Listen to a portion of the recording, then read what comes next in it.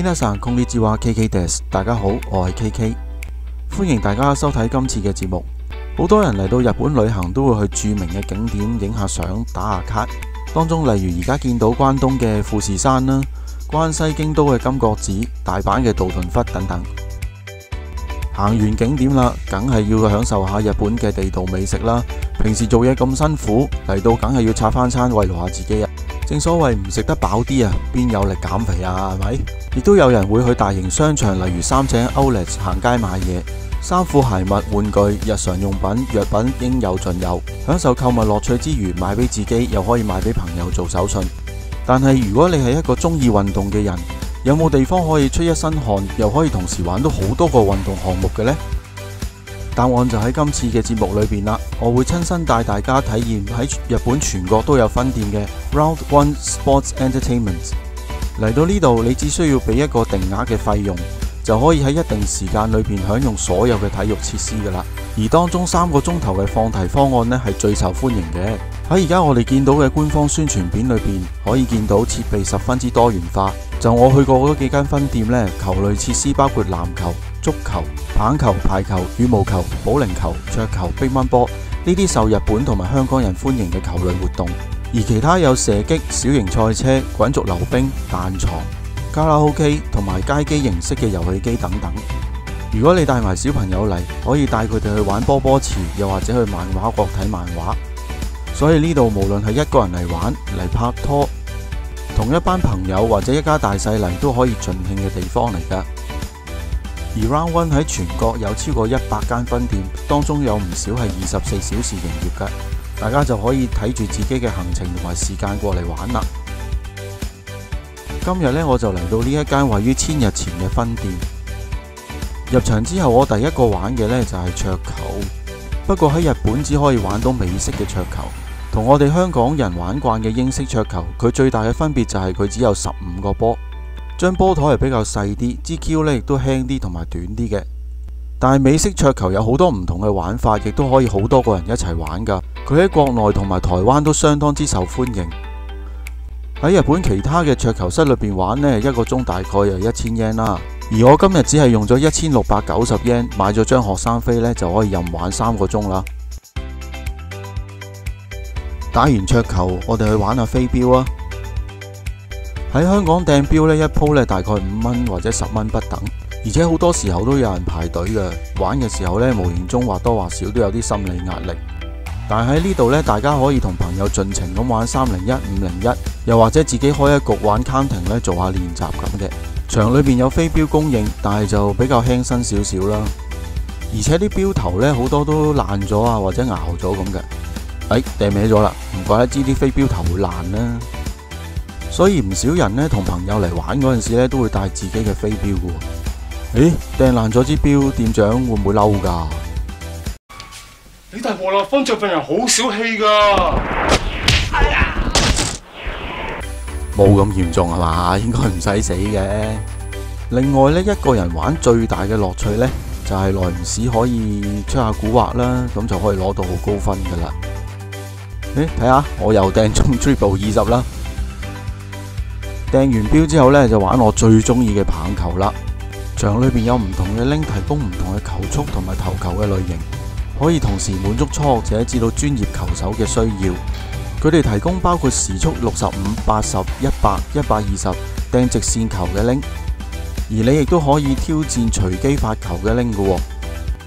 而家呢，棒球嗰邊有好多人排隊啊，所以呢，我就打壘球熱下身先啦。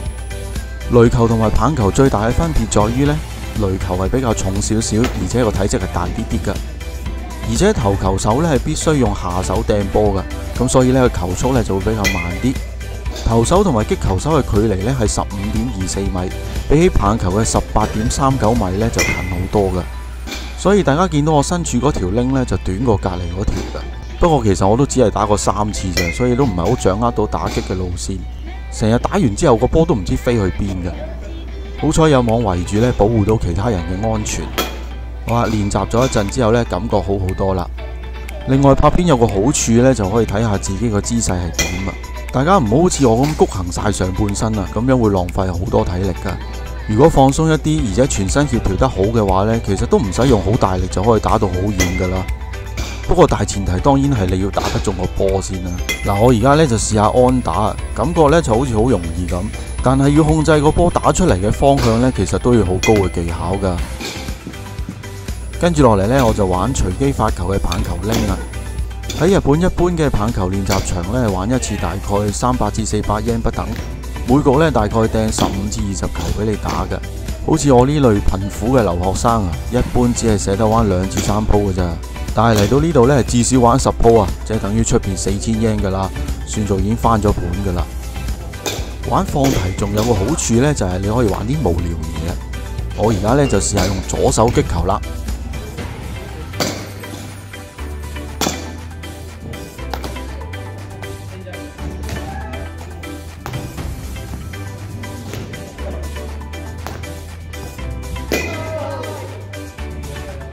你係咪以為我一定打唔中呢？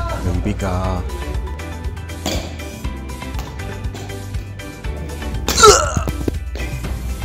相信我唔係故意嘅。哇，玩到攰，手機都爭啲打爛埋。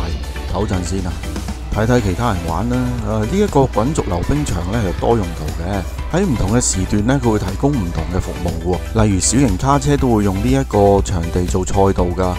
而跟住落嚟呢個時段呢，就變咗小型越野電單車嘅賽道啦。每次最多可以4個人嚟一齊玩，唔少中學生或者成年人都會約埋朋友一齊練翻轉㗎。不過玩得耐，其實會唔會頭暈㗎？好啦，唞完啦，繼續玩啦。跟住落嚟，我哋踢波。個場裏邊分咗9個格仔作為目標呢，俾我哋做射球練習。每個格仔都有個 sensor， 咁就可以俾玩家知道呢，你係咪射得中啦。事實證明呢，籃球鞋個鞋頭啊，真係唔係好適合踢波。唉，諗起自己愛隊咁貴嘅成績，突然間充滿熱血啊！所以臨走之前決定嚟一次怒射破網。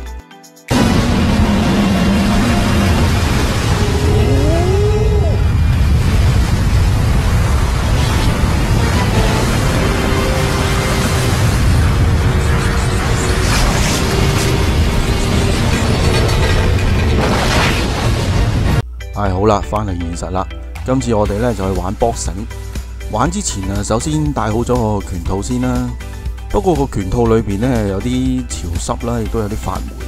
建議大家玩完之後呢，就要用酒精搓手液呢清潔雙手啊。遊戲嘅過程呢，電腦會用日文呢講出你要打擊個位置嘅數字。聽到之後仲要準確咁打中先至可以有分㗎。但係人柱上面好多位已經俾人打爛晒啦。所以其實呢個遊戲同時會考埋大家嘅 listening 啦，同埋觀察嘅能力，而且要反應快同埋打得準，打得大力都冇用。不過打幾下都覺得有啲冇癮咁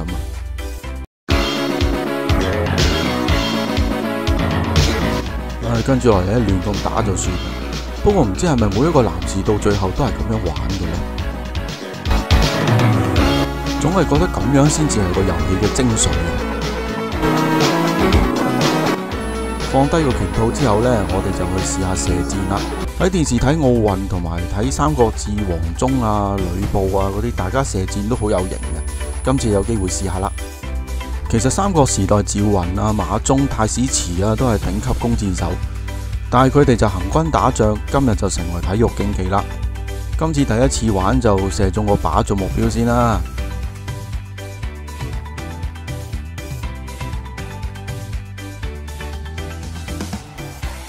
原來支箭有少少爛就唔係咁容易上到弓噶啦，唔緊要啦，再試多次先。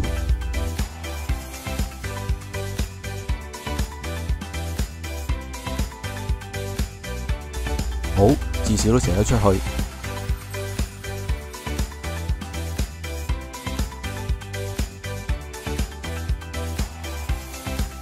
原來將支箭穩定咁放上支弓上面都有技巧噶喎，試多次算數啦。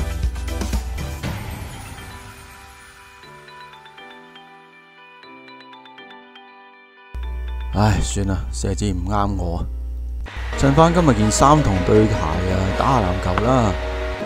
呢度有2個3on3嘅半場，每一次嘅使用時間係10分鐘，個牆出邊呢就有個計時器嘅，玩之前撳着佢開始計時，響咗之後就要輪到下一個噶啦。而呢度呢，就冇香港同埋台灣嘅街場跟隊文化嘅。同時為咗方便小朋友射籃呢，呢度個框呢比標準框係矮少少嘅。由於日本冇室外嘅公共籃球場啦，所以想打籃球只能夠喺學校或者 book 室內場，唔似得香港同埋台灣，你只需要攞住個波落街呢，就可以揾到個街場射波啦。所以唔少中學生啦，又或者成人呢，都會約埋咧喺呢度鬥波嘅。而今次亦都見到2個爸爸分別帶住佢哋嘅仔仔喺呢度教佢哋射籃同埋走籃嘅技巧。個場又靚又唔怕風吹雨打，其實諗落都係一個幾好嘅親子活動嚟噶。跟住就試下玩有錢人嘅遊戲啊 ，golf。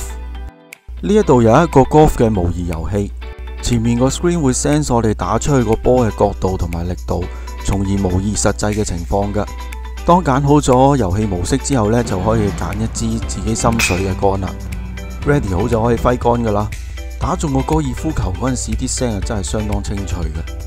打完之後自己執翻個波，放翻好位置就可以再打過噶啦。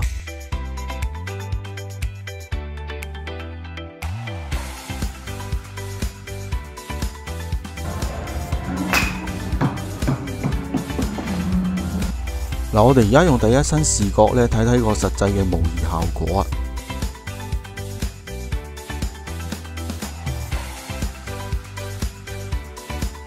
跟住落嚟，我哋去做啲靜態嘅活動啦，參觀下個卡拉 OK 先。有6間小型卡拉 OK 房，每次嘅使用時間係40分鐘，冇特別嘅人數限制，但係一樣咧都要自己計時噶。裏邊嘅設計同埋佈置同我哋香港嘅 K 房就差唔多。揀下歌先，唔知有冇香港出名嘅歌嘅呢？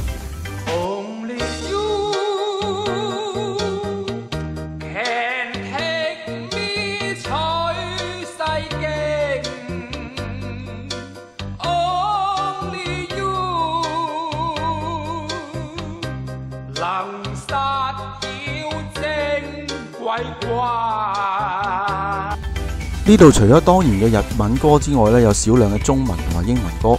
既然冇頭先嗰首港產英文歌啊，下次唱過啦。講到靜態活動，當然要去打下機啦。呢度由80年代到最新嘅街機都有㗎，適合唔同年代同埋唔同喜好嘅人士。當中有唔少大型嘅賽車遊戲機啊，淨係頭文字 D 啊，佢已經有3款咁多啦。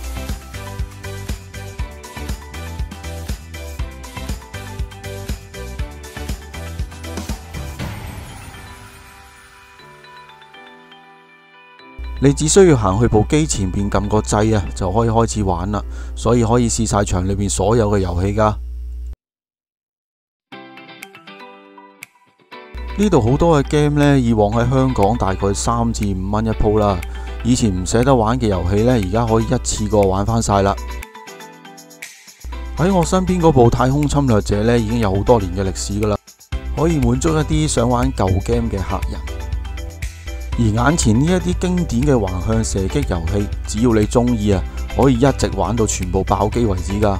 其他球類包括乒乓波、羽毛球、小型保齡球、射擊，仲有 food court、波波池等等呢，今次都冇玩到啊！一來我一個人冇辦法打排球同網球啊，二來都冇時間食嘢，而且大人唔可以玩波波池，最重要係已經過3個鐘啦。最後用千日前呢間分店嘅收費表俾大家參考。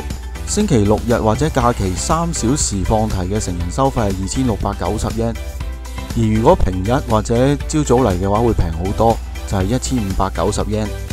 想提前 book 嘅話，只需要去 Google Search Round 1預約，然後 click 呢條 link， 然後喺呢一個版面揀 Sportcha，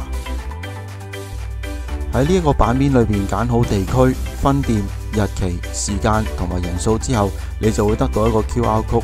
當日去到現場喺呢部機上面 scan 嗰個 QR code， 然後用 credit card 或者現金俾錢就可以入場玩噶啦。以上係今次影片全部嘅內容，希望你中意。我係 KK，我哋下次再見，拜拜。